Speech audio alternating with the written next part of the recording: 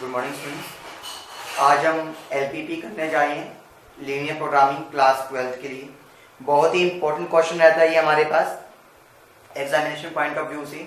और एक और चीज आप इस चैप्टर में नोटिस करेंगे, जनरली 6 मार्क्स का क्वेश्चन आता है, एक ही क्वेश्चन आता है और टाइम कंज्यूमिंग होता है ये क्वेश्चन, लेकिन इजीएस्ट चैप्टर है, मैं कहूँगा 12th क्लास का। अब जैसे कि एक क्वेश्चन में टेबल आपको बनाकर दिया है, मैं स्टेटमेंट रीड करता हूँ क्योंकि स्टेटमेंट लिखना फिजिबल नहीं है, बहुत बड़ी स्टेटमेंट होती है इसकी। वो कहते हैं एक मैन्युफैक्चरिंग कंपनी है जो दो तरह के टॉयज बनाती है, एक ए और एक बी। 3 मशीन से आपके पास 1, 2, 3 के नाम से, ठीक है। And time in minutes required by each toy. अब वो कहता है ए वाले टॉय को नंबर 1 मशीन पे लगते हैं 12 मिनट, इसको लगते हैं 18 मिनट और इसे लगते हैं 6 मिनट्स, क्योंकि सारे का सारा जो टाइम है वो मिनट्स में दे रखा है आपको।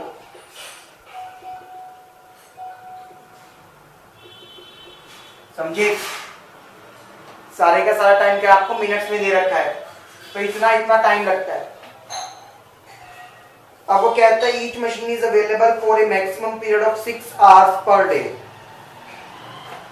हर एक मशीन आपके पास मैक्सिमम 6 घंटे के लिए अवेलेबल है। 6 आवर्स मैक्सिमम, 6 आवर्स का मतलब क्या हो गया 360 मिनट्स, क्योंकि 1 घंटे में 60 मिनट होती है। 360 मिनट्स के लिए अवेलेबल है, ये भी 360 मिनट्स के लिए अवेलेबल है और ये भी, यानी कि ज्यादा से ज्यादा मैं एक मशीन पे 6 घंटे काम कर सकता हूं, उससे ज्यादा नहीं, उससे कम बेशक कर लूं। समझ गए ये बात? अच्छा, फिर वो कहता है प्रॉफिट की जो बात हो रही है,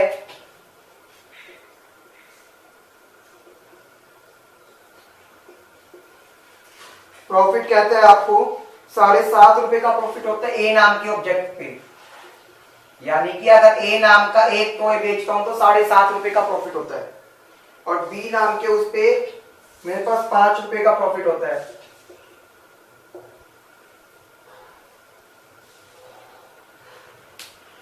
यहां तक क्लियर हो गया?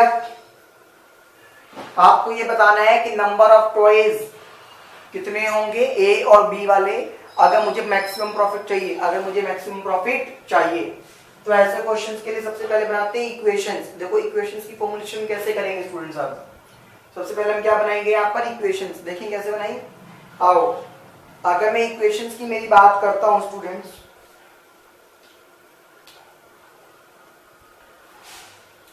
मैंने क्या कहा, ए नाम का जो टॉय था उसे x मान लिया,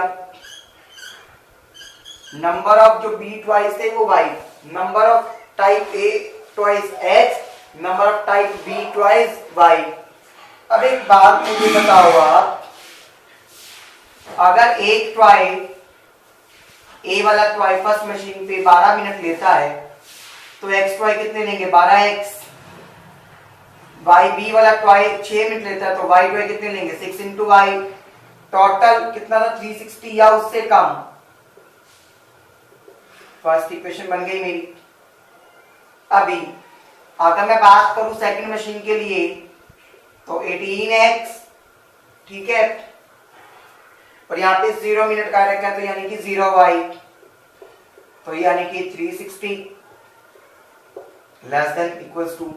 नेक्स्ट के लिए 6x प्लस में 9y less than equals to 360। ये समझ गए ना, लेस देन क्यों लगाया, यही निकलने में दिक्कत आती है बच्चों को, क्योंकि उसने कहा ज्यादा से ज्यादा।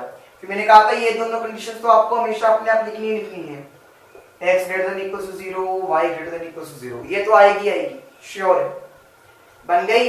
अब एक प्रॉफिट तो हमेशा मैक्सिमाइज करना चाहता है कंपनी, तो मैक्सिमाइज z के नाम से फंक्शन मान लिया। एक टॉय पे 7.5 रुपए, तो x टॉय पे कितना हो जाएगा 7.50 इंटू एक्स प्लस में, एक टॉय पे 5 रुपए तो 5 इंटू वाई। ये क्या हो गया मैक्सिमाइज z की इक्वेशन। अब मुझे क्या करना था, ग्राफ बनाना था। क्या बनाना था आपको, ग्राफ बनाना था। तो देखिएगा ग्राफ बनाने के लिए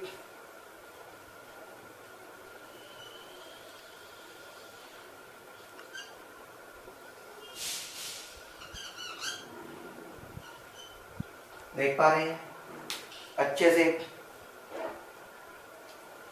ये आपके पास क्या होता है एक्स एक्सिस, ये क्या होता है आपके पास वाई एक्सिस। ये बात समझ गए एक्स और वाई एक्सिस का कहानी। अगर आपको एक्स और वाई एक्सिस की कहानी मेरी समझ में आ रही है तो अब देखिएगा क्या करने वाले हैं। अब मैं आपको ये बताने वाला हूं, इन इक्वेशंस को प्लॉट करते हैं।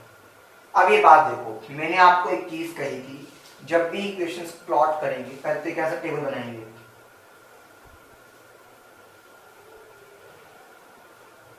ये x और ये y इक्वल्स टू मान के चलेंगे, लेस देन या ग्रेटर देन का साइन ही नहीं लगाना।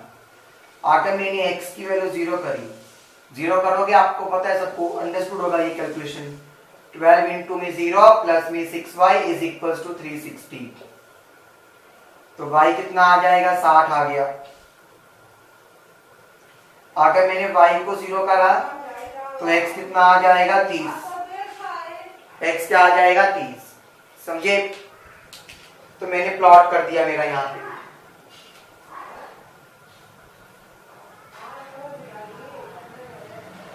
जीरो पे 60 और यहाँ पे x 30 पे y 0।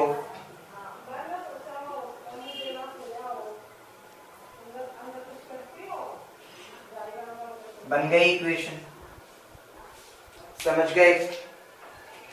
अब इसके ऊपर क्या लिखते थे, इक्वेशन लिखते थे, जैसे कि 12x प्लस में 6y less than equals to 360 लिख दिया मैंने यहाँ पे। ये समझ आ गया अच्छे से। अब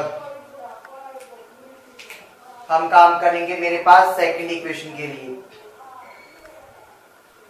इसमें देखो y तो है ही नहीं आपके पास, सिंपल है, उधर जाके डिवाइड करेंगे 18 से तो कितना आएगा 20, x की वैल्यू कितनी आ गई 20। तो अगर मैं x की वैल्यू 20 लिखूंगा तो वो कहीं ना कहीं मेरे को यहां मिलेगी, y है ही नहीं, तो ऐसे ही बनेगा पॉइंट आपके पास।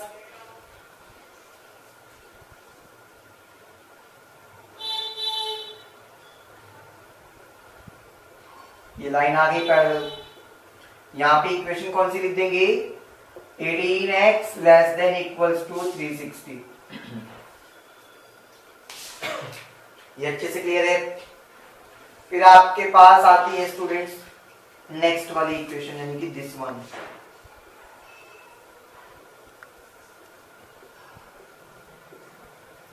x को 0 रखा तो करेंगे तो y 40, y को 0 रखा तो x 60,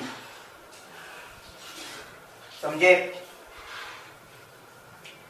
x 0 पे y 40 आ रहा था, कहीं ना कहीं नीचे आएगा तो यहां लगा दूं 0 पे 40। अभी y 0 पे x 60, समझ रहे हैं आप।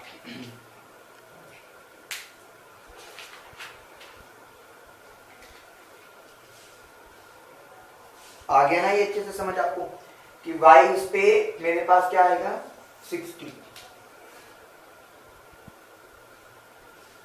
यहां पे मान लो मैंने कहा 60 वाला पॉइंट आएगा आपके पास।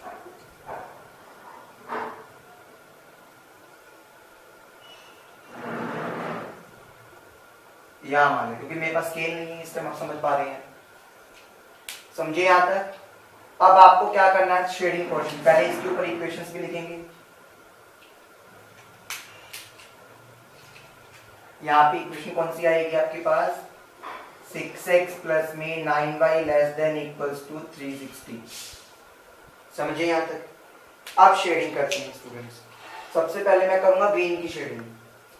अब उस ग्रीन की शेडिंग के लिए क्या करेंगे सुनना, वो कौन सी वाली इक्वेशन पे थी, यहाँ पे x की जगह भी 0 और y की जगह भी 0, 0 प्लस 0 0, क्या 0 360 से छोटा है, हाँ जी, आ भी छोटा रहा है और दे भी छोटा रखा है, यानी कि कंडीशन हो गई ट्रू। अगर कंडीशन ट्रू होती है तो मैंने क्या कहा था, जो शेडिंग होगा वो आपके पास क्या होगा, ओरिजिन की तरफ आएगा।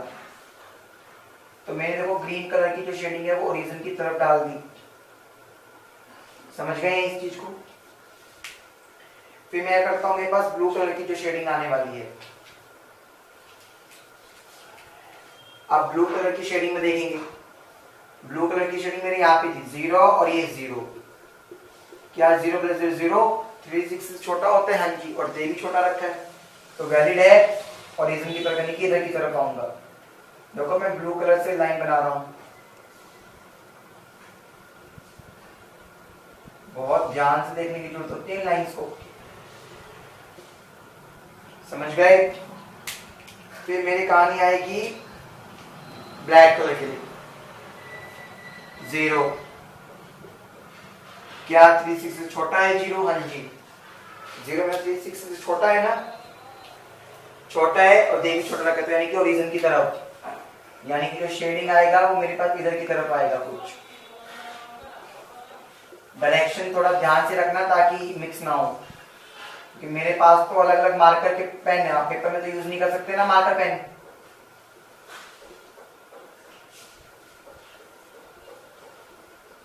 अब आपको वो रीजन देखना है, वो क्लोज्ड रीजन, ऐसा क्लोज्ड रीजन आपको सिलेक्ट करना है स्टूडेंट्स, जहां पे आपके पास तीनों लाइंस का कॉम्बिनेशन, देखिएगा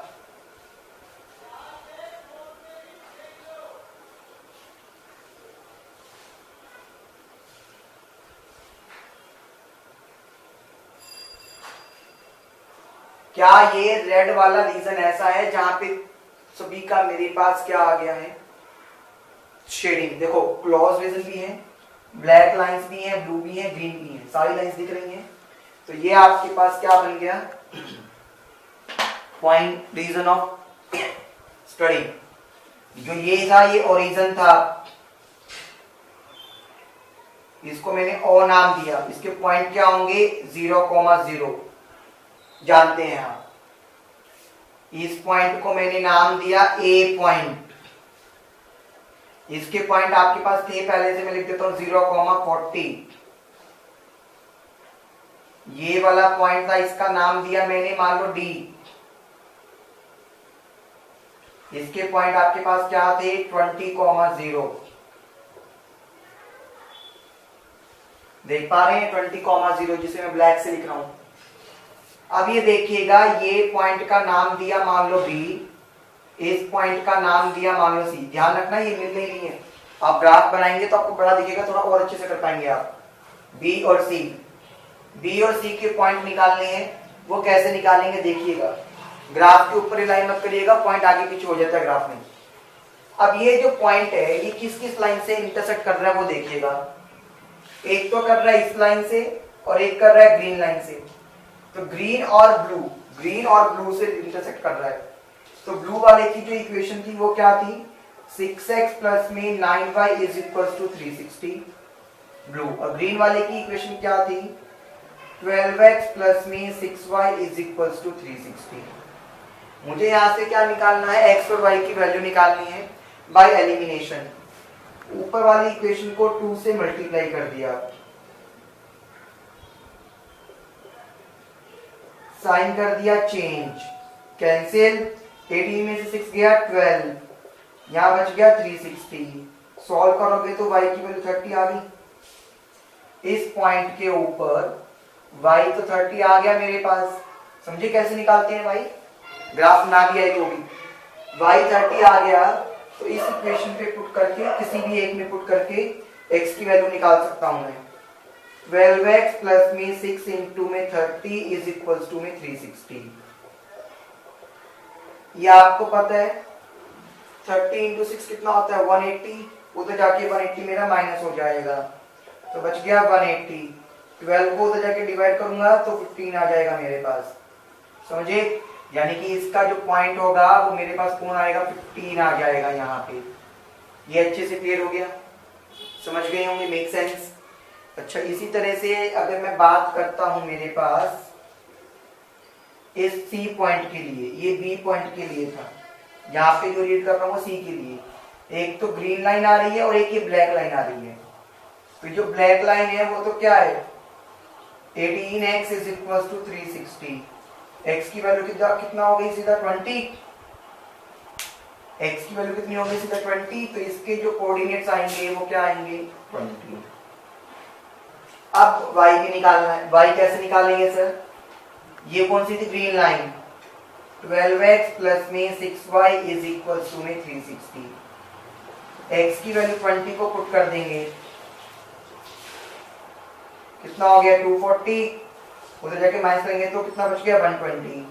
सॉल्व किया तो x y की वैल्यू कितनी आ गई 20। समझ गए यहाँ तक?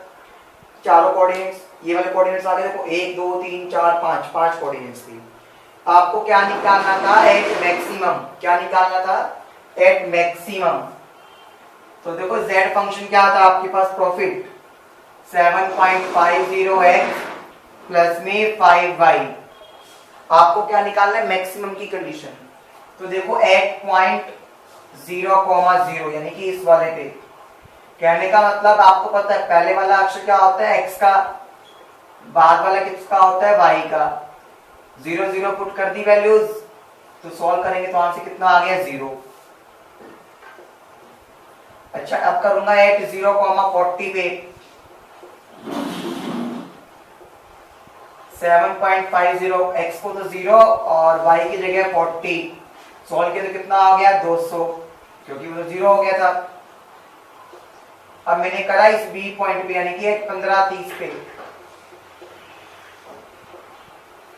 7.50 को 15 से मल्टीप्लाई और y की जगह 30 पुट कर दिया मैंने।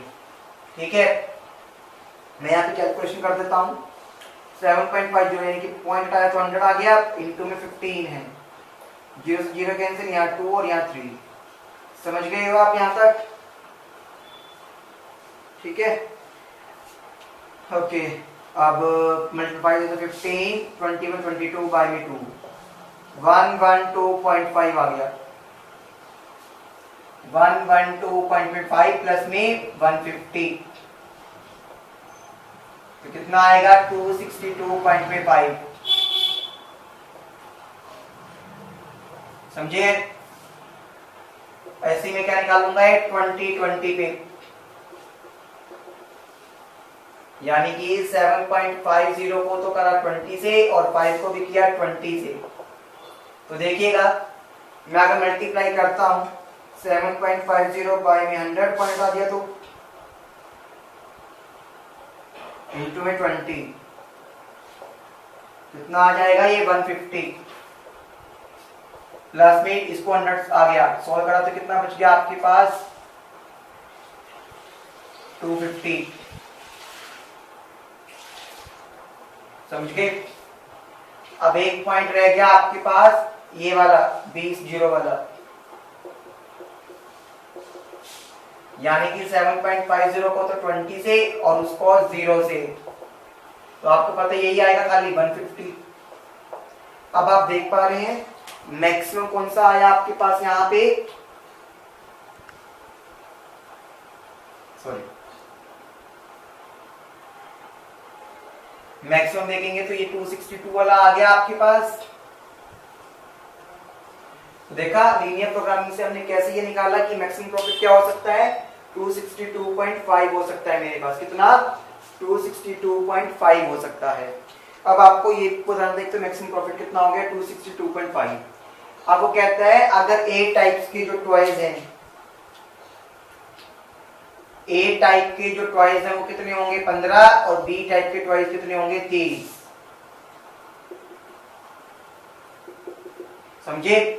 दूसरी चीज आपको इस क्वेश्चन में प्रूव करने के लिए क्या दे कि प्रूव करो कि मैक्सिमम प्रॉफिट कब आएगा जब 15 ए टाइप के हो और 30 बी टाइप के टॉयज हो। तब भी क्वेश्चन तो यही करना है। बिल्कुल प्रूव भी हो गया आपके पास। यहाँ से ये क्वेश्चन क्लियर हो गया स्टूडेंट्स अच्छे से? Thank you.